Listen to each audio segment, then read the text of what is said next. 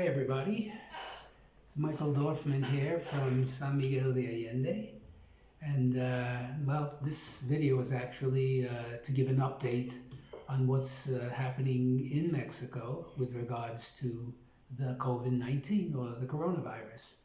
I had given a presentation during our Zoom conference almost a couple of weeks ago, and I did, cover what was happening with the COVID-19 in Mexico.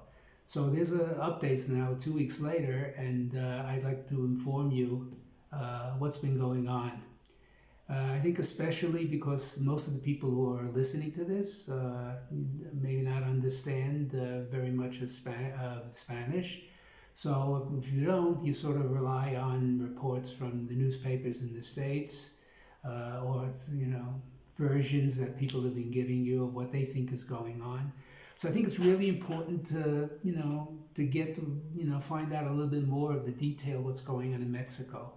And I have the privilege because I'm bilingual. I've been living in Mexico for more than 40 years. And I do tune in. I tune in every single night when they have the press conference from the health secretary. And they cover, the topic with detailed maps and graphs. And every Tuesday, when the president has his, actually has his press conference 5 days a week. Every Tuesday they cover the health, what's happening with the coronavirus in Mexico. So that's why I'm doing this.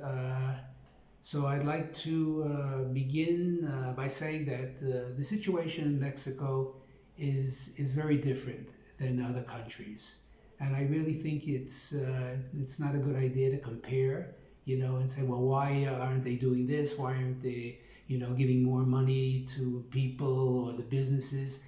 Well, the fact is there isn't that money. The money isn't available. It's not like in the U.S. where all the support that is coming now, not only for individuals but for businesses as well.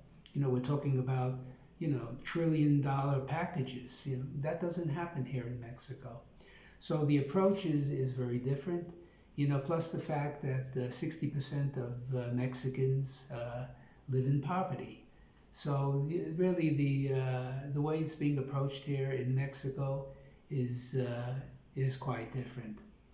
So, first of all, I want to mention that what the president has said, constantly, is that nothing is being forced. In other words, there are no lockdowns. There's no curfews to follow. He's really taking it, a different way, and he's sort of approaching the Mexicans and asking them and recommending constantly, actually, stay home. Follow the protocols of maintaining a safe distance, wear your mask when you have symptoms. But that's the main thing. And, so much depends upon, how well the people are following these protocols. So yesterday's update, which was 7 o'clock last night, Dr. Hugo Gatell, who is the representative of the health secretary, was mentioning that Mexico right now is in phase 2 of the epidemic, and which means it's a communicable disease. It's being passed on from person to person, and we're not yet in phase 3, which is a more serious phase, where it's it's sort of getting out of control, where it's hard to track, and that Mexico will eventually get into phase 3, and that will probably be very soon, maybe in the next few days. One of the things that was mentioned, last night, they go through the graphs, and what was it? They have 6,297 confirmed cases, and 486 people have died. So that gives a mortality rate of 7.72. Now, one thing that Mexico's doing, and I don't know how many countries are doing this, they're giving an estimation of, because we know, I mean, we've heard that 80% of the cases, people who have the virus are either, very minor symptoms or no symptoms at all, or asymptomatic. So he explained it last night, which I really didn't understand exactly how it was done, but there were 5 groups, professional groups in Mexico who are doing these statistics, estimating, well, how many people do they calculate actually has the disease, even though they're not confirmed, because we're talking about 6,297 confirmed. How many actually have the illness and we don't know about? So they came up with a figure, I think it was multiplied by 8.2. They came up with the figure right now that the estimated cases are 55,951, with pretty much the same amount of people who have passed away, 486. And how do they know that? Because they have 26,000 clinics in Mexico. Well, clinics, hospitals, the Red Cross. So they're in constant contact, and they get the information of how many people are there, how many people are passing away from different diseases, including the virus.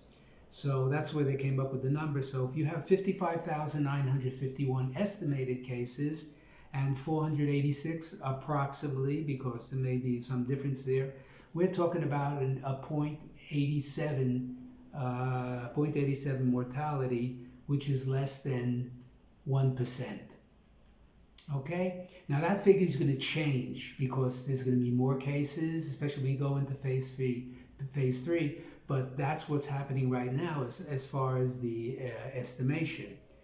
Now, Guanajuato has, as of yesterday, 96 confirmed cases and 0 deaths. So that means we're included, San Miguel is in Guanajuato, and that means that we have no deaths either. Okay, so as far as we're concerned, we're in pretty good shape.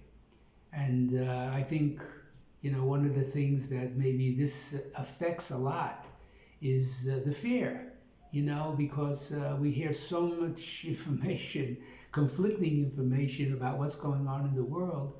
But in Mexico, especially where we live here in San Miguel, things aren't that bad. And not to say that we should, and it's also because we're following the protocol. So the important thing is to stay home and do what we're supposed to do, and make sure that things continue to be pretty good for us. So one of the things they did last night, which I was really impressed, was there was a map. And on this map, they showed it was a map of Mexico, and showing all of the municipalities. There are 2,470 municipalities in Mexico, and they showed it on the map and where the municipalities were and which ones were, infected by, someone. There was at least one confirmed case. And there are 483 of the 2,470 municipalities that have at least one case, confirmed case. So we're talking about 19.6%, or 80% of the municipalities in Mexico do not have any confirmed cases. That was really pretty impacting for me, to see that, because most of the country doesn't have any confirmed cases. We're talking about less than 20% have confirmed cases. Now the whole idea is to keep it that way, so it's very important, and that's why they're stressing every single day, stay at home, okay? Maintain, if you go out, if you have to go out for any reason at all, maintain that safe distance. That's really, those are the two main things that are being stressed. And anyway, so we want to keep it that way. And now the big thing that's going to change because of this discrepancy between the municipalities that have and the municipalities that don't have, that phase 3, which is the serious phase, will be depending on the zone you're in. In other words, the areas that don't have any cases or very few cases, you're not going to go into a phase 3, which is because it's not serious. So they were talking about the areas that are the most populated areas, or the tourist areas that are now have the most serious cases and the highest numbers of cases and deaths. Mexico City, the metropolitan area of Mexico, the state of Mexico, Baja California, the tourist area, which includes, the main area there is La Paz, which is like in the southern tip, Guadalajara, Monterrey, and Benito Juarez in the state of Quintana Roo, where Cancun is. So that's where the focus is, and that's where that's where the most cases are. So what they're going to start doing now is they're going to start focusing on the municipalities, to make sure that, to really check on how things are going as the virus, as well as the time continues, as the days pass. So anyway, they came up with some projected dates. According to what they said yesterday, the maximum peak of the virus is going to be between May 8th and 10th. And the first areas, this is what they're projecting, the first areas will open up on May 17th in the areas that have no cases or very few cases. May 17th, schools will open, people will be able to return to work. But the important thing is that they should stay in their zone. In other words, they shouldn't go from a zone where there's very few cases, all of a sudden they travel, somewhere else where there's a lot of cases, and then they come back. So that's what the important point is here, that they stay within the zone, and the people who are in zones that have, more cases, or more serious cases, they should stay in their zone and not travel to a zone where there's very few cases, because that can create a very big problem. Another date they came up with was May 17th. No, that was what I mentioned. Other areas that are not, where there are more cases and more serious, people are dying, those areas will open on May 30th. This is where they're calculating. And they're saying that people at risk should, continue with the protocol. After May 30th, we're calling about social distancing. We're talking and after May 30th, that the people who are in the risk categories, we're talking about the elderly, talking about people with underlying diseases, which, in Mexico, hypertension, type 2 diabetes, and obesity. And also they're putting in this group, smokers, people who have lung disease, cardiovascular disease, and kidney disease. So those are the first three, which I mentioned, are hypertension, type 2 diabetes, and obesity. By far, those are the three main diseases that we find in people who are passing away from the coronavirus in Mexico. Those three. In the U.S., it's a little different. It's hypertension, it's type 2 diabetes, and cardiovascular disease. But in Mexico, it's obesity. So anyway, the final date they're giving is June 25th.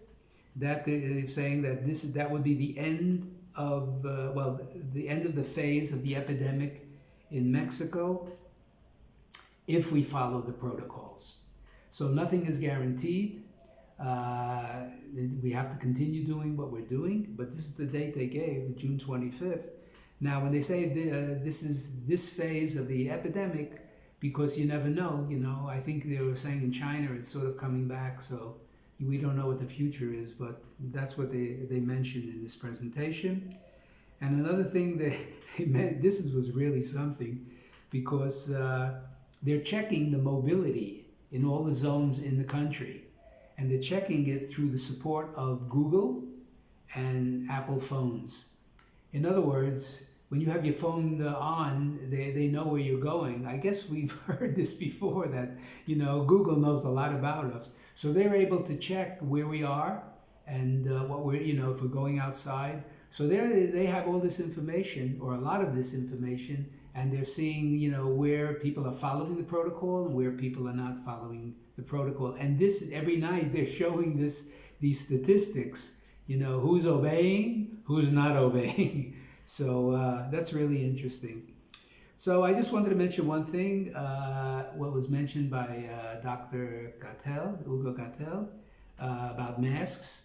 And because I sometimes see people walking, I live here in Los Frailes, and I see people walking in Los Frailes, and they have their masks, and there's nobody around for like who knows, how many blocks, and they're wearing the masks.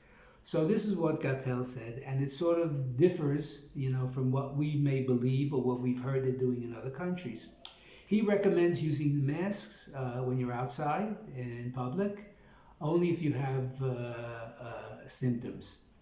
And he gives three main reasons. He says that disease, we cover when we have the regular mask, which covers our nose and our mouth, and we don't cover our eyes, and the disease can easily enter through our eyes. So we should actually use goggles, or they have the new mask, which I have one. There's a new mask, which I bought at Don Pedro, which covers, it's a plastic piece that covers your whole face. So anyway, I used it a couple of times today. But anyway, he says that that's one of the problems. The other one is when you wear the what do you call it? The masks, the cloth masks. You see, because of the heat, you start sweating. Things heat up, and you start sweating. So what do? You move it down, and then you move it up, and then you move it down, and then you move it up. So meanwhile, you may be touching your face, and that sort of goes against what you're trying to do. So he mentioned that about wearing the masks, and also it gives, the third reason was it gives you a false sense of security because, I have a mask on, everything's cool. And then you start, getting close to people, and in other words, you have that, you're not maintaining your distance anymore. So anyway, that's what he said, but it's not a rule or anything, but that's a suggestion, recommendation.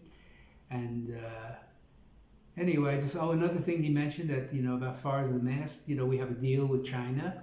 China is sending a lot of equipment. And I think it was today or yesterday they received 3 million masks from China. These masks are especially for the hospitals and the people who are working close to patients. And plus other equipment that they're getting. So another thing they're doing is that the government now has a deal with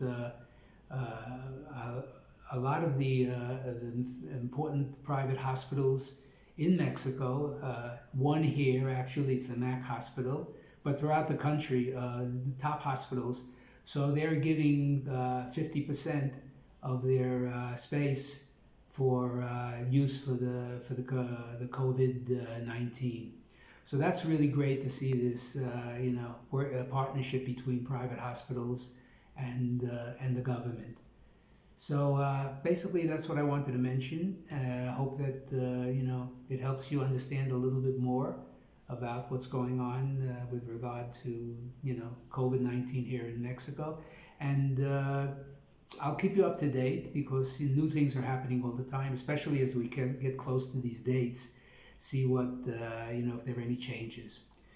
So in closing, I just want to say that take care of yourselves and you keep doing what you're doing because it's helping out, and hopefully Mexico will be able to get out of this without suffering the same consequences that other countries have suffered. So enjoy yourselves, stay at home. If you're alone, there's a lot of things to do. Find out if you have a hobby, chance to be alone. They don't have to be affected by what's going on around us so much. And yeah, there's a hard part to it, but there could be a positive part to it. There's a lot of courses being given online, and I've subscribed to a couple of them.